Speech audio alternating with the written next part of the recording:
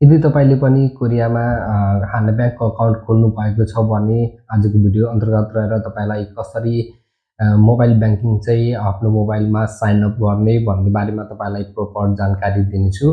र तपाईले mobile banking sign up गर्नुभन्दा पहिले चाहिँ तपाईले ध्यान दिनुपर्ने कुरा के छ भने तपाईले मोबाइल ब्याङ्किङको लागि सबैभन्दा पहिले चाहिँ एप्लाई गर्नुपर्ने हुन्छ। यदि तपाईले अलरेडी एप्लाई गरिसक्नु भएको छ भने इजिली तपाईले आफ्नो मोबाइलमा हाना ब्याङ्कको तपाईले एप्लिकेसनलाई डाउनलोड गरेर तपाईले इजिली साइन अप गर्न सक्नुहुन्छ र तपाईले ट्रान्जेक्सनहरु गर्न सक्नुहुन्छ। सो यदि तपाई पनि आजको टपिक बारे इन्ट्रेस्टेड हुनुहुन्छ भने भिडियोलाई स्किप नगरी अन्तिमसम्म हेर्नुहोला। अनि यस्तै फ्युचरमा आउने युजफुल भिडियोहरु हेर्नको लागि युनिकुरा युट्युब च्यानलमा नयाँ हुनुहुन्छ भने सब्स्क्राइब गरिदिनु होला। अनि साथमा रहेको बेल आइकनमा क्लिक गरी नोटिफिकेसन अलमा क्लिक गर्न पनि नभुल्नु होला।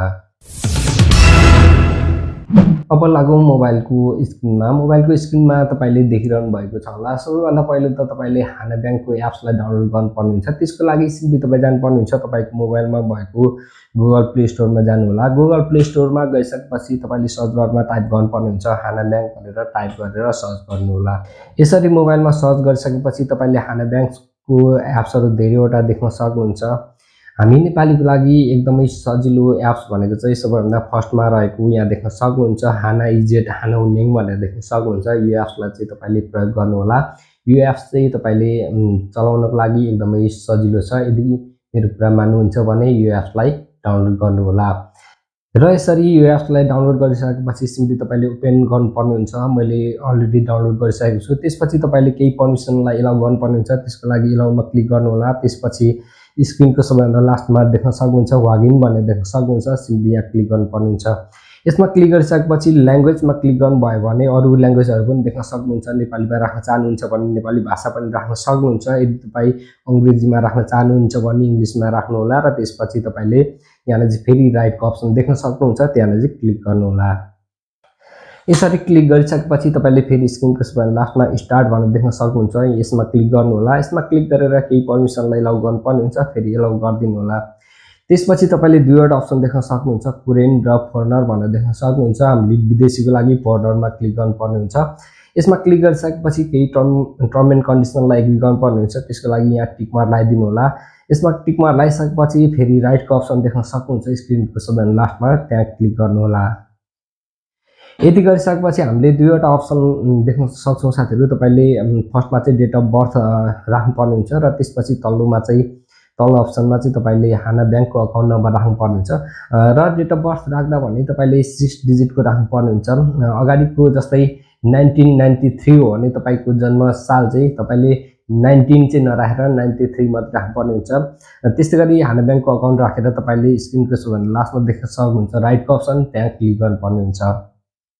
त्यसपछि अकाउन्ट पासवर्ड भनेर देख्न सक्नुहुन्छ। यो पासवर्डमा चाहिँ तपाईले एटिएममा तपाईले विथड्र गर्दाखेरि तपाईले प्रयोग गर्नुहुने पासवर्ड राख्नुपर्ने हुन्छ। सिम्पली म राख्दिन्छु। त्यसपछि तपाईले यहाँ देख्न सक्नुहुन्छ ओटीपी पासकोड भनेर देख्न सक्नुहुन्छ। यो ओटीपी पासकोड चाहिँ तपाईले यदि पासपोर्टबाट अकाउन्ट क्रिएट गर्नुभएको छ भने तपाईले स्क्रिनमा देखिरहनु भएको जस्तै ओटीपी कार्ड पाउनुहुनेछ। त्यसलाई चाहिँ तपाईले प्रेस गर्नुपर्ने हुन्छ, अर्थात् दबाउनु पर्ने हुन्छ। यदि तपाईले पासपोर्टबाट चाहिँ तपाईले एलियन कार्डमा अलरेडी चेन्ज गरिसक्नु भएको छ भने त्यस्तो अवस्थामा तपाईले यो खालको कार्ड देख्न सक्नुहुन्छ। यो कार्डमा चाहिँ तपाईले यहाँ देख्न सक्नुहुन्छ प्रेस भनेर देख्न सक्नुहुन्छ। यो प्रेस भन्ने अप्सनमा चाहिँ तपाईले थिच्नु पर्ने हुन्छ। यहाँ थिच्नु भयो भने माथि चाहिँ यो भन्दा माथि यहाँ चाहिँ नम्बर आउँछ ओटीपी नम्बर 6 डिजिटको। तपाईले त्यो ओटीपी यहाँ चाहिँ प्रेस गरेर तपाईले देख्नु भएको नम्बरलाई चाहिँ राख्नुपर्ने हुन्छ। सिम्पली म त्यही प्रोसेस गर्छु। त्यसपछि तपाईले ओटीपी राखिसकेपछि इन्टर इजी पासवर्ड भनेर देख्न सक्नुहुन्छ। यो चाहिँ तपाईको अकाउन्ट लगइन गर्दाखेरि चाहिने पासवर्ड हो साथीहरु। यो राख्दाखेरि भने तपाईले ध्यान दिनुपर्ने कुरा चाहिँ आफ्नो मोबाइल नम्बर नराख्नु होला। त्यस्तै गरी डेट अफ बर्थहरु नराख्नु होला। तपाईले अरु नै राख्नु होला। सिम्पली म राख्दिन्छु।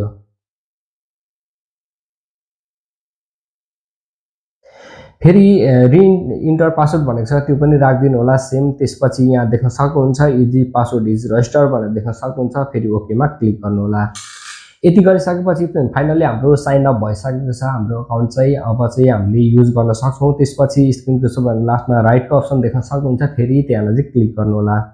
त्यसपछि फेरि हामीले फिंगरप्रिन्ट पनि पासवर्ड राख्न सक्छौं। त्यसको लागि तपाईको मोबाइलमा कहाँ छ फिंगरप्रिन्ट राख्ने त्यहाँ क्लिक गर्नुपर्ने हुन्छ। सिम्पली म टच गर्दिन्छु। यसरी राखिसकेपछि तपाईको फिंगरप्रिन्ट पनि रजिस्टर हुन्छ र त्यसपछि तपाईले राइटको अप्सन देख्न सक्नुहुन्छ स्क्रिनको लास्टमा। फेरि त्यहाँ क्लिक गर्नु होला। त्यहाँ क्लिक गरिसकेपछि फाइनली तपाईको अकाउन्ट चाहिँ क्रिएट हुन्छ। यस्तो प्रकारले तपाईले अकाउन्ट क्रिएट गरिसकेपछि अब चाहिँ तपाईले रेमिटेन्स पनि गर्न सक्नुहुन्छ। यदि तपाई कोरियाबाट नेपालमा ट्रान्जेक्सन गर्न चाहनुहुन्छ भने त्यस्तो अवस्थामा तपाईले सजिलैसँग गर्न सक्नुहुन्छ र कोरियामा जुनसुकै ब्याङ्कमा पनि तपाईले यहाँबाट ट्रान्जेक्सन गर्न सक्नुहुन्छ। त्यसको लागि तपाईले यहाँ देख्न सक्नुहुन्छ पाँचवटा अप्सन होम स्क्रिन भइहाल्यो। त्यसपछि भ्यू भनेर देख्न सक्नुहुन्छ। यदि तपाईले भ्यूमा क्लिक गर्नुभयो भने त्यस्तो अवस्थामा तपाईले भ्यूमा क्लिक गर्नुभयो भने तपाईको अकाउन्ट नम्बर देख्न सक्नुहुन्छ र त्यसपछि तपाईले तपाईको सेभिङको लागि अकाउन्ट पनि बनाउनु भएको छ भने सेभिङ पनि देख्न सक्नुहुन्छ। कति सेभिङ भइरहेको छ त्यो पनि देख्न सक्नुहुन्छ। त्यस्तैगरी फेरि ब्याक गर्छु साथीहरु। त्यसपछि ट्रान्सफर भनेर देख्न सक्नुहुन्छ। ट्रान्सफरमा क्लिक गर्नुभयो भने तपाईले कसैलाई ट्रान्सफर गर्नुपर्ने छ भने तपाईले ट्रान्सफर इजिली गर्न सक्नुहुन्छ। जस्तै म एउटा ट्रान्सफर गरेर देखाउँछु। जस्तै त्यसपछि तपाईले कति अमाउन्ट ट्रान्सफर गर्ने हो त्यो राख्नु होला। त्यसपछि तपाईले राइटको अप्सन देख्न सक्नुहुन्छ। यहाँ क्लिक गर्नुपर्ने हुन्छ। यहाँ क्लिक गरिसकेपछि ब्याङ्क भनेर देख्न सक्नुहुन्छ। ब्याङ्कमा क्लिक गर्नुपर्ने हुन्छ। ब्याङ्कमा क्लिक गरिसकेपछि तपाईले कुन ब्याङ्कमा चाहिँ तपाई ट्रान्सफर गर्न चाहनुहुन्छ त्यो ब्याङ्क राख्नुपर्ने हुन्छ। त्यसपछि कसले पनि ट्रान्सफर गर्ने हो त्यो अकाउन्ट नम्बर राख्नुपर्ने हुन्छ। जस्तै म एउटा राख्दिन्छु। यसरी राखिसकेपछि फेरि राइटको अप्सन देख्न सक्नुहुन्छ। यहाँ क्लिक गर्नु होला राइटको अप्सनमा। त्यसपछि फेरि यहाँ देख्न सक्नुहुन्छ राइटको अप्सन। फेरि यहाँ क्लिक गर्नु होला। यसमा क्लिक गरिसकेपछि तपाईको ट्रान्सफर कन्फर्मेसन भनेर देख्न सक्नुहुन्छ। त्यसपछि सम्पूर्ण चेक गर्नु होला यदि सही छ कि छैन भनेर। त्यसपछि यदि सबै कुरा ठीक छ भने राइटको अप्सन देख्न सक्नुहुन्छ स्क्रिनको लास्टमा। त्यहाँ फेरि क्लिक गर्नु होला। यसमा क्लिक गरिसकेपछि तपाईले अकाउन्ट पासवर्ड भनेर देख्न सक्नुहुन्छ। तपाईको एटीएममा प्रयोग हुने पासवर्डलाई राख्नुपर्ने हुन्छ। सिम्पली म राख्दिन्छु। यसरी राखिसकेपछि हाम्रो चाहिँ अकाउन्ट ट्रान्सफर भइसकेको छ। यहाँ देख्न सक्नुहुन्छ ट्रान्सफर इज कम्प्लिट भनेर देख्न सक्नुहुन्छ। यहाँ चाहिँ कसलाई पठाउनु भयो तपाईको अकाउन्ट नम्बर, त्यस्तैगरी कसलाई पठाउनु भएको त्यसको अकाउन्ट नम्बर उहाँको, त्यस्तैगरी यहाँ चाहिँ नामहरु पनि देख्न सक्नुहुन्छ। कति अमाउन्ट सम्पूर्ण कुराहरु देख्न सक्नुहुन्छ। त्यसपछि अर्को रहेको छ रेमिट्यान्स भनेर देख्न सक्नुहुन्छ। रेमिट्यान्समा क्लिक गर्नुभयो भने तपाईले कोरियाबाट नेपालमा इजिली तपाईले रेमिट्यान्स गर्न सक्नुहुन्छ, ट्रान्सफर गर्न सक्नुहुन्छ। त्यसको लागि तपाईले केही टर्म एन्ड कन्डिसनलाई एग्री गर्नुपर्ने हुन्छ। त्यसको लागि आई एग्री द युजेस पोलिसीमा क्लिक गर्नुपर्ने हुन्छ। त्यहाँ क्लिक गरिसकेपछि फेरि बिगिन ओभरसिज रेमिटेन्स भनेर देख्न सक्नुहुन्छ। फेरि यहाँ क्लिक गर्नु होला। यसमा क्लिक गरिसकेपछि तपाईले दुईवटा अप्सन देख्न सक्नुहुन्छ डाइरेक्ट रेमिटेन्स र अकाउन्ट रेमिटेन्स। म सिम्पली डाइरेक्ट रेमिटेन्समा क्लिक गरिदिन्छु। राइट त्यसपछि यहाँले देख्न सक्नुहुन्छ सेलेक्ट रिसिभिङ मेथड भनेर छ। सिम्पली यहाँ क्लिक गर्नु होला। त्यसपछि तपाईले देख्न सक्नुहुन्छ क्याश पिकअप र ट्रान्सफर टु ब्याङ्क अकाउन्ट भनेर देख्न सक्नुहुन्छ। तपाई केमा ट्रान्सफर गर्न चाहनुहुन्छ त्यो सिलेक्ट गर्नुपर्ने हुन्छ। म simply transfer to bank अकाउन्टमा click गरिदिन्छु। त्यसपछि यहाँ देख्न सक्नुहुन्छ फर्स्ट नेम भनेको छ। पाउने व्यक्तिको फर्स्ट नेम राख्नु होला, थर राख्नु होला। त्यसपछि लास्ट नेम भनेको छ। लास्ट नेम राख्दिनु होला। नाम के हो त्यो राख्दिनु होला। त्यसपछि मोबाइल नम्बर, त्यसगरी रिसिभ एड्रेस भनेको छ। तपाई उहाँलाई चाहिँ कुन ठाउँमा पठाउनु हुने त्यहाँलाई चाहिँ लेखिदिनु होला। त्यसपछि यहाँ देख्न सक्नुहुन्छ रिसिभ ब्याङ्क भनेर देख्न सक्नुहुन्छ। सिम्पली यहाँ क्लिक गर्नु होला। यसमा क्लिक गरिसकेपछि तपाईले कुन ब्याङ्कमा ट्रान्सफर गर्न चाहनुहुन्छ त्यो ब्याङ्कको नाम सर्च गर्नुपर्ने हुन्छ। जस्तै म सिद्धार्थ भनेर टाइप गरिदिन्छु। यसरी सिद्धार्थ भनेर टाइप गरेर सर्च गरिसकेपछि यहाँ देख्न सक्नुहुन्छ सिद्धार्थ ब्याङ्क लिमिटेड भनेर देख्न सक्नुहुन्छ।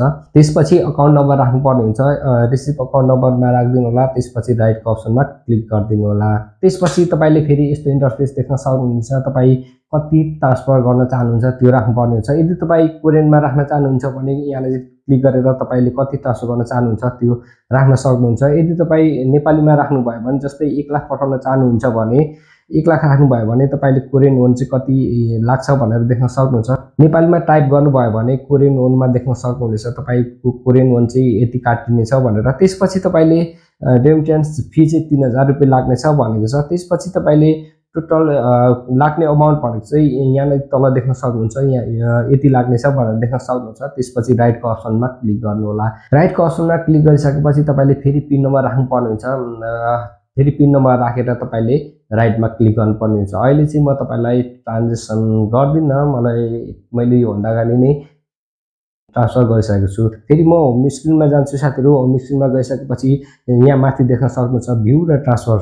हामीले ट्रान्सफरको बारेमा अघि नै कुरा गरिसकेका छौँ र भ्यूमा चाहिँ तपाईँले क्लिक गर्नुभयो भने तपाईँले कति कति ट्रान्जेक्सनहरू गर्नुभयो कुन ठाउँमा कुन ब्याङ्कमा अर्थात् तपाईँले के सामान किन्दाखेरि ट्रान्जेक्सनहरू गर्नुभयो त्यो सम्पूर्ण कुराहरू देख्न सक्नुहुन्छ कुन डेटमा।